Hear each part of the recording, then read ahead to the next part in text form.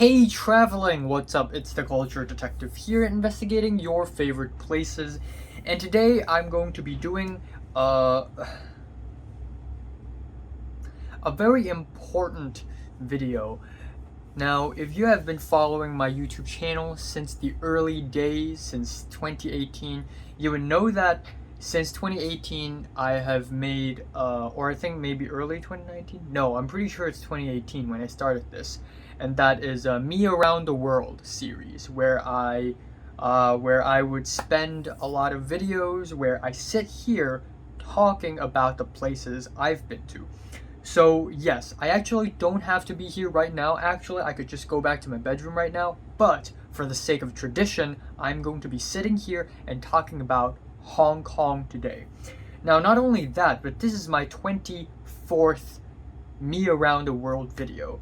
And I deliberately waited until I finished 23 videos first, because the number 24 would actually signify that I've been to 24 countries. Hold on. Okay, I think this is the 23rd one. Is this the 23rd one or is this the 24th one?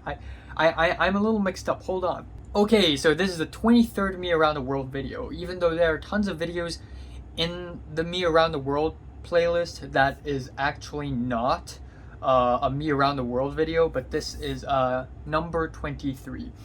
And I deliberately waited until number 23 because Hong Kong is going to be, or actually, I've been to 23 countries.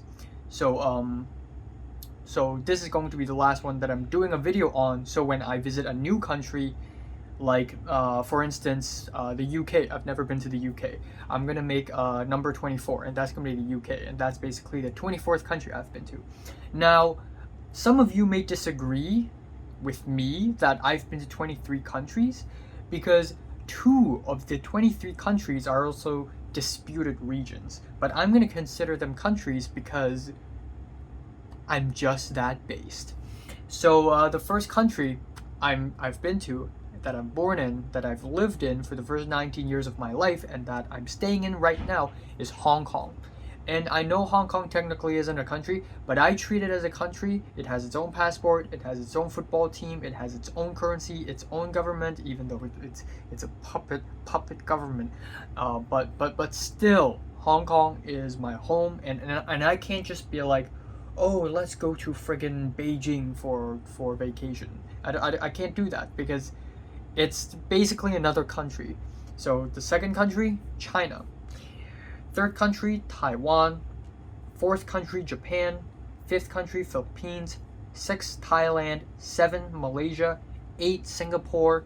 9, New Zealand. 10, the USA. 11, Canada. 12, France. 13, Italy. 14, Vatican City, technically a country.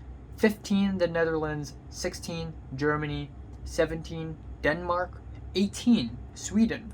19, Finland. 20, Norway. 21, Belgium. 22, Luxembourg. And 23, South Korea. In no order of visiting, you know. So yeah, I've been to 23 countries. I'm not going to count India, because I've been to 2 Indian airports, but that's because I had to change my flights. And if you haven't left the airport, it doesn't count. It doesn't count, okay? So I'm not going to count India, but 23 countries. Now I'm going to talk about my home, and I'm going to talk about it a little bit differently from other videos, other Me Around the World videos that I've done, because for other videos I've talked about countries because I'm a traveler. So if I talk about South Korea, I talk about my experience there, the hotel I stay in, the food I eat, the cool tourist attractions I've been to. Except Hong Kong is where I live. I don't travel in Hong Kong, okay? I live here, for Christ's sakes. So I don't know what to really say. So I'm gonna chop down this video into 2 parts. I mean, it's still gonna be one video, but I'm going to talk about 2 different things from 2 different perspectives. From a traveler's perspective and from a person who's living here's perspective. Alright, so as far as traveling goes, I don't think Hong Kong is is that great of a place when it comes to traveling. Don't get me wrong, Hong Kong has a lot of great foods, there's a lot of cool places to see. But after having been to 23 countries, I don't think Hong Kong is as cool as other cities. But then again, that's my opinion. I mean, nobody really likes their own city when it comes to traveling. I mean, I love Hong Kong, don't get me wrong. I love my own city, but as far as traveling goes, if you're going here for a vacation, I mean, it kind of depends on what kind of stuff you like. So I have made a tier list of all the places, all the cool tourist attractions in Hong Kong, and basically put them in tiers. So S tier, A tier, B tier, C tier, and D tier. So there's only one place in D tier, and that's Disneyland. Don't go to Disneyland. It's a waste of time, it's a waste of money, and it's a lot of long queues, and there are at least 3 Disneylands in the world that's better than Hong Kong Disneyland. So I don't know why would you want to go to that place. In C tier, we have Wetlands Park, Science Museum. So Hong Kong sucks ass when it comes to museums. So a lot of cities and countries have their own national art galleries, but Hong Kong doesn't have any cool art museums or anything. It's just kind of lame. They're really small and nobody ever talks about them. And a science museum also sucks because, I mean, if you're coming to Hong Kong with a family, I think Science Museum would be a lot of fun for the kids. But if you're an adult, the Science Museum will just fail you. It will disappoint you.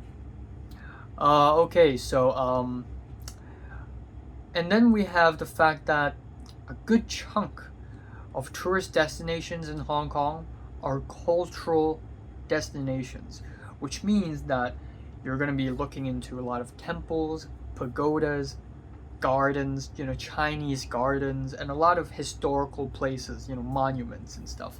And if you're not a history and culture nerd like me, you're going to be kind of bored. Another thing is that Hong Kong is often referred to as the shopping haven. So of course you go to Hong Kong, you go shopping. You go to the Central District to go shopping. Except A, expensive as hell. B, I actually don't know what's B, but it's expensive as hell, and shopping alone shouldn't be your only objective when you go to a new place, when you travel to a place. But one thing I can say about Hong Kong is that the food here is quite fantastic.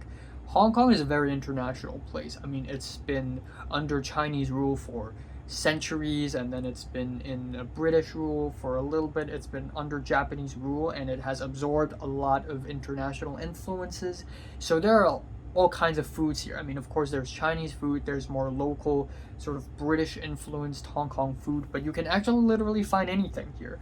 Okay, like Indian food, the Thai food, Japanese food, Latin American food, even though I've never really found a Latin American restaurant here, but I'm sure there is.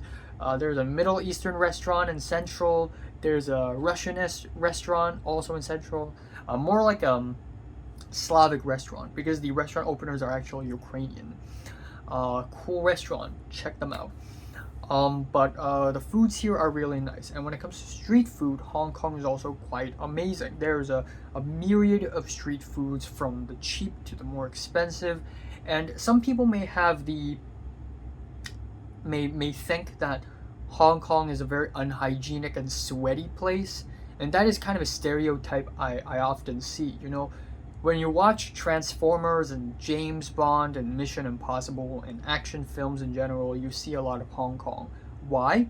Because in the late 70s and 80s, Hong Kong had a huge influence in action movies. So Hong Kong has become the action city in general, and every time something crazy happens, like Transformer pops up out of nowhere and destroys a city, it's gotta be Hong Kong. And in movies, when Hong Kong is shown, it's always this either two things. Hong Kong is this very sweaty, stinky, disgusting, wet place, or it's very fancy and full of tall buildings and Asians in suits. But it's much more complicated than that. I mean, yeah, Hong Kong can get very sweaty, stinky, and wet. in the spring, in the summer, and in the autumn, aka fall. But right now it is winter, and let me tell you, it is dry and depressing as hell. And second of all, Hong Kong is a very inconsistent city. So inconsistency is a very major characteristic of I'd say like Asian cities and Southeast Asian cities. And so if you go to Europe, if you go to Paris, every single fucking building is the same color, same height. It's like one guy designed the whole city and that's it. And that's actually kind of true. But in Hong Kong, it's kind of different. And in a lot of cities, it's actually kind of different. In USA, it's different as well. In the USA, a city is divided into plots of land, and different people buy different plots of land. Similarly, we have Hong Kong, except land buying works a little differently here in Hong Kong.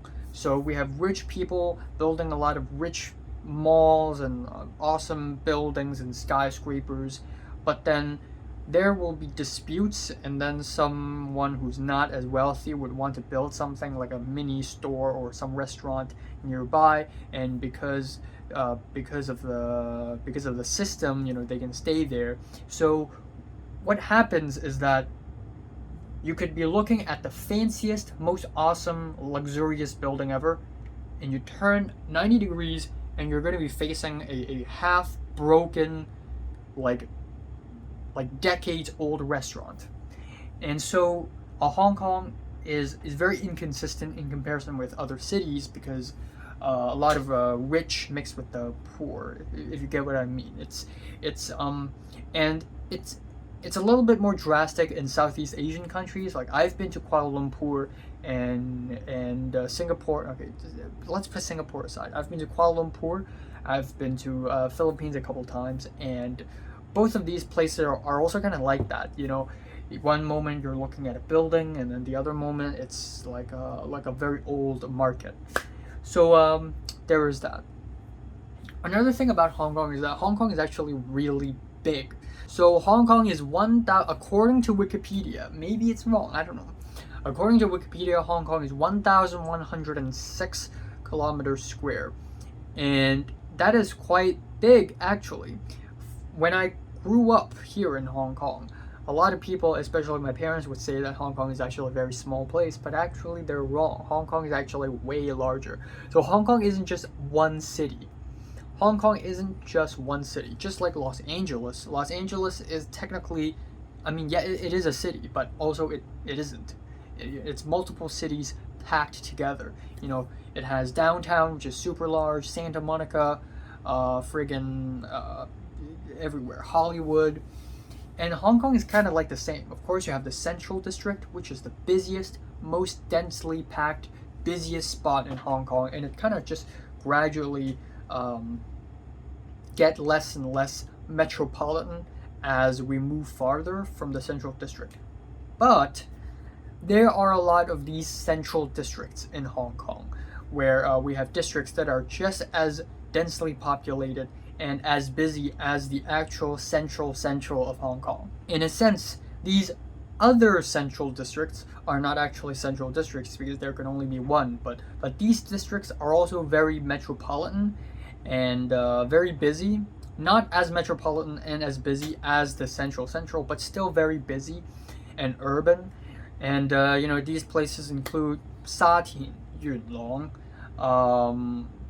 Tai Po, you know, and of course, given that Hong Kong is made up of a peninsula, 2 big islands, and a bunch of small islands, the Central District is on the Hong Kong island. But then, if you cross the harbor, it's pretty much going to be just as busy and as urban and metropolitan as the Central District.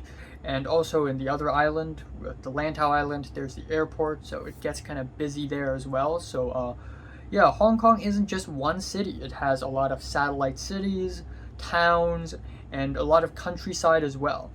And the reason why it's such a mess geographically is because Hong Kong is A, full of islands, B, it has a lot of mountains. So of course every island has a huge mountain in the middle, but in the main peninsula of Hong Kong, Kowloon and New Territories combined, there are still tons of mountains. The Lion Rock, Daimosan, which is the highest mountain in Hong Kong, Dailusan, which is a different mountain, Mangonshan, and there's just a lot of mountains. So what happens is that traveling becomes difficult. So if you want to get to point A to point B, it gets a little difficult.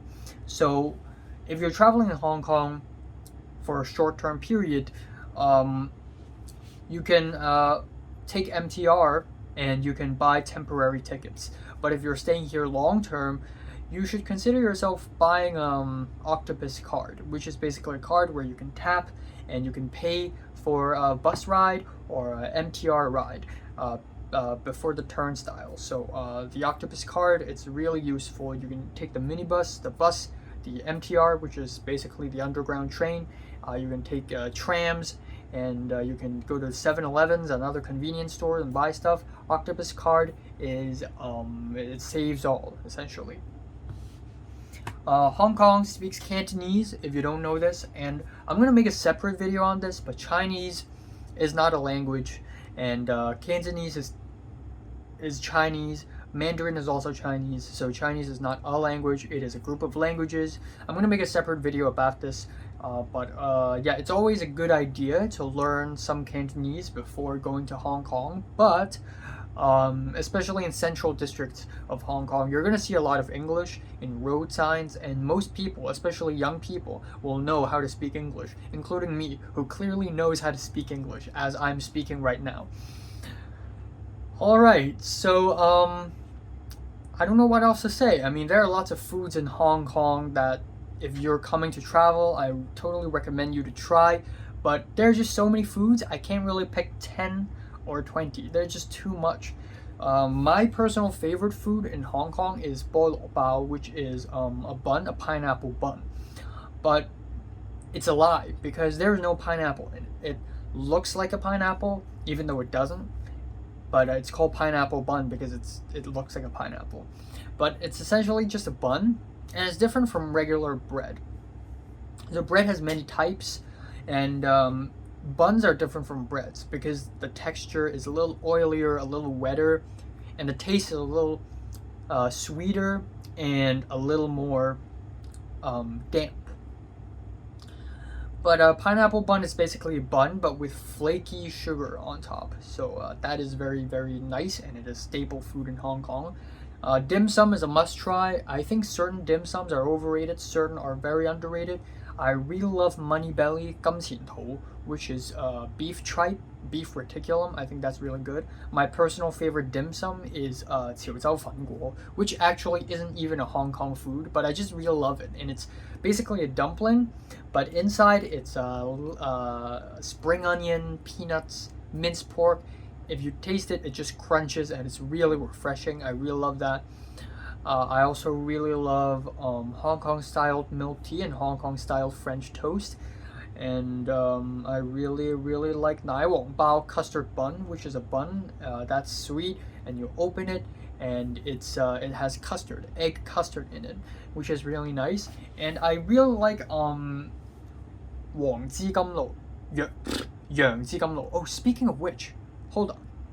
Okay, so if you go to a fancy restaurant, and it isn't just any restaurant, okay, it has to be a yamcha restaurant, a cha lo. You can tell by how big it is, and you can tell by the circular tables with white tablecloths. And usually the lights are yellow-ish, you know, fluorescent. That's when you know it's a cha lo. And for dessert, you can usually buy this not in a bottle, but you know, in a bowl. But it is a dessert soup, and it's also in a drink. You can buy it as a drink as well. And it is a mango. It has many things inside, right?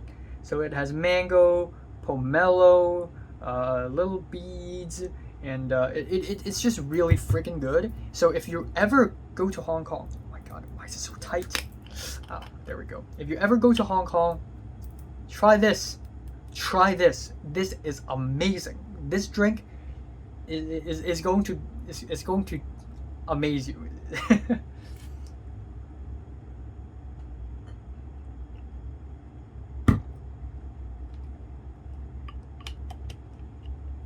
definitely going to miss this. Another drink you should definitely try in Hong Kong is lemon tea. And I'm not talking about any lemon tea. I'm talking about Vita lemon tea. VITA lemon tea, or in short, VLT. This is the drink of my childhood, the drink of my teenagehood, and it is a very important drink in Hong Kong. It's sweet, it's addicting. Basically, it tastes amazing, and it's addicting, and it's awesome. Okay, Vita lemon tea. If you ever travel to Hong Kong, drink that. Okay, it is freaking amazing. Finally, I'd like to okay, so there are many restaurants in Hong Kong again. Aside from cha lau, where you drink tea and eat dim sum, you should also definitely try and visit the fast food restaurants of Hong Kong, Dai Ga Lok and Dai Fai, which are the two rivalries of fast food restaurants in Hong Kong. Kind of like Wendy's and friggin' Benny's. I don't know, Denny's, except Wendy's and Denny's are actually kind of different. But it's basically the Wendy's and Denny's of the USA. Dai Ga Lok and Dai Fai is the Wendy's and Denny's. But by fast food, I don't mean burgers and fries. It's not USA here. It serves a myriad of things. So if you go to Dai Fai with Fairwood, you can have the spaghetti, which is really nice. And you can also find beef curry there, chicken curry there. You can also find beef curry and chicken curry in Dai Ga Lok, which is called Cafe de Coral in English. You can find curry there, and sweet and sour pork rice, which I really like. And there's a pork chop rice that is really good. And they make them super fast, super easy. Put it in a foil box and you eat them there. You can take it home. And it's a Hong Kong fast food. And another restaurant in Hong Kong is called Cha Chan Teng, which is a more sort of local, little cheap, small restaurant where you can order French toast and milk tea there, and other stuff like nai zheng do, which basically means condensed milk peanut butter toast, and yeah, many other stuff. Yeah, you should also try cai zai min, cart noodles, where you basically order noodles, but you can add whatever ingredients you want, and they give you a small piece of paper and you tick the boxes. So beef, tick. Fish balls, tick.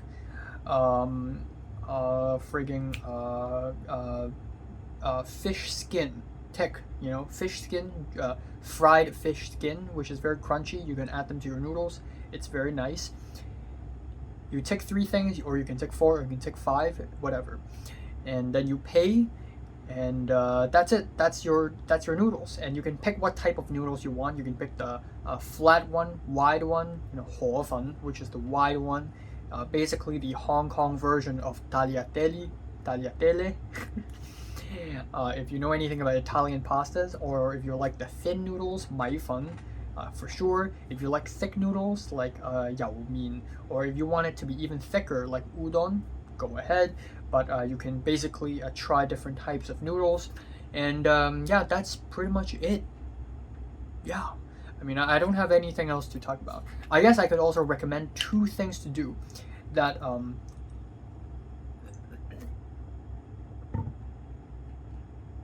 2 things that a lot of travel guides will not talk about when it comes to Hong Kong, simply because these places are not tourist attractions, but more like local attractions. So locals like me and my friends and my family would be like, oh yeah, let's go there, and let's do that thing in the weekend. And these 2 things are eating seafood in Sai Kung and cycling in Tai Po. These 2 things are not really tourist attractions, more like local stuff. So if you want to go cycling, go to Tai Po. It has a very long cycling path. Just cycle along and barbecue there. Why not? Seafood in Sai Kung, because Sai Kung is very famous for its seafood markets and its seafoods. They're great. They're expensive, but they're great. Gotta go check them out. All right. let's talk about living here, actually. Let's talk about living in Hong Kong, because traveling and living are two different things. I think living in Hong Kong is actually better than traveling. Um, Hong Kong is actually a really convenient place to live. The MTR system of Hong Kong, the underground train, the subway system of Hong Kong, MTR, is one of the most efficient of the entire world. And it's very fast, and I could go from point A to point B, from one district to another district in a matter of 20 minutes. It is very efficient, and it's very good, and it's a very important part of our lives. Of course, aside from subway systems, you got the bus, you got the minibus, you got the trams. It's a lot of very fancy public transportation. You know, if you go to LA, for example, everybody's driving cars because the public transportation system there suck ass. But again, I've never lived there. I will be living there in about 30 days, but now, not yet. But Hong Kong's public transportation is really efficient, and it's really good. Second of all, Hong Kong is a great place to go to when it comes to business. I mean, Hong Kong is a international finance center, and I know that as of now in 2021, due to the Chinese government, making businesses in Hong Kong is way more difficult. But back then, 5 years ago, 6 years ago, it's a great way to gain a lot of profit and make a lot of connections. If you want to set up a business in Hong Kong, that is easy peasy, and not easy peasy. I mean, setting up businesses is difficult, but you know, just setting up businesses in Hong Kong just comes with a lot of benefits. So there is that. Another thing is that living in Hong Kong is very peaceful. I'll say this. After traveling to a lot of places in East Asia and Southeast Asia, what I can say is that Hong Kong is similar to East Asian cities in that they're usually very depressing, but it's also similar to Southeast Asian cities when it comes to being messy, but in a good way. Hong Kong is, now I've lived here my whole life, and to me it's normal because I live here. But one thing I notice is that I've never been to a city that is more dreamy and sad than Hong Kong. Like, I mean, maybe if I visit Japan again, like, it would change my mind. But Hong Kong, there's a certain quality to Hong Kong that's almost kind of like dreamy, like liminal.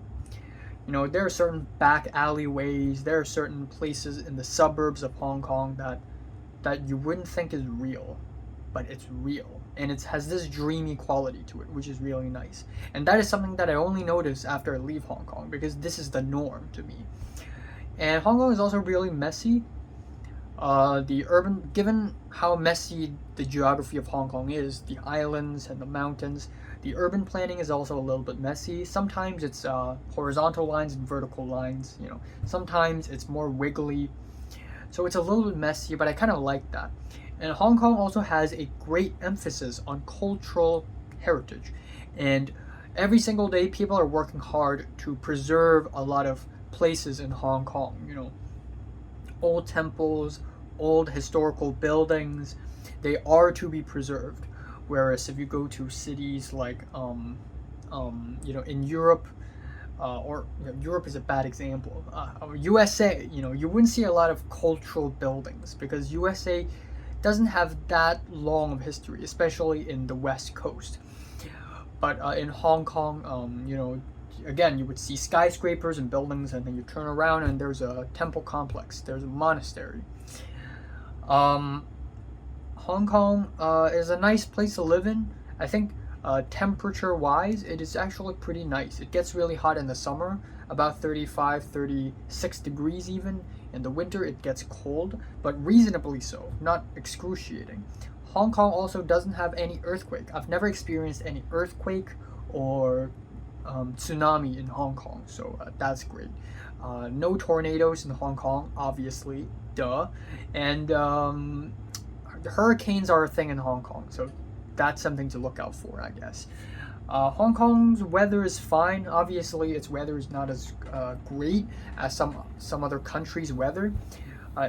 rains and it fogs sometimes, but it's still pretty good for the most part. And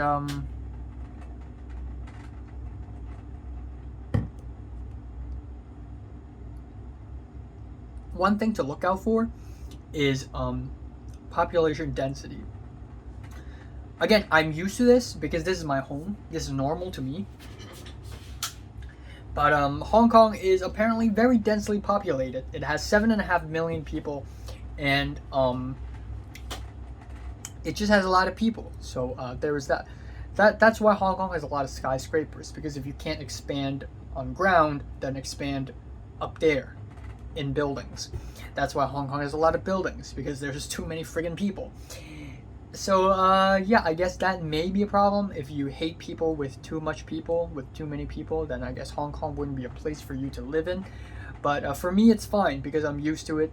And yeah, that is all. I love Hong Kong. I like Hong Kong. I think it's a cool place. Oh, another thing about Hong Kong that may bug you is light pollution. So at night, you can never see stars in Hong Kong, other than friggin' Big Dipper, I guess, or the brightest one in Big Dipper, Polaris. But yeah, at night you can pretty much not see any stars because the night sky of Hong Kong isn't black.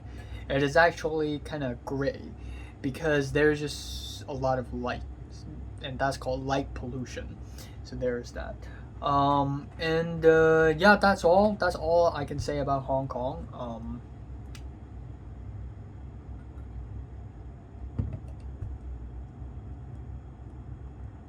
Yeah, I mean, I have a lot to say about Hong Kong, but I just don't have a lot of time, and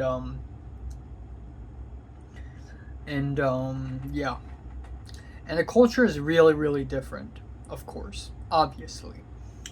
But I don't have enough time to go through every single one of the talking points that I have, and yeah, also given that I've never lived in any other country before, makes me think that maybe I should talk about the cultural differences between Hong Kong and another country in a future video, but now is not really the time. So yeah, that's all. Have you been to Hong Kong? Do you like Hong Kong? What's your experience? Comments below, let me know, and thanks for watching. And this will probably be the last me around the world video that I'll ever do, because in the future when I go to a new country, instead of just sitting down here and talk, I would actually film vlogs. Now back then when I was a kid, I don't film vlogs. I take photos and videos, and that's it. And so I have to sit and talk and explain. But I make vlogs now, so I don't really have to do this anymore. So this may be the last me around the world video I'll ever do. And yeah.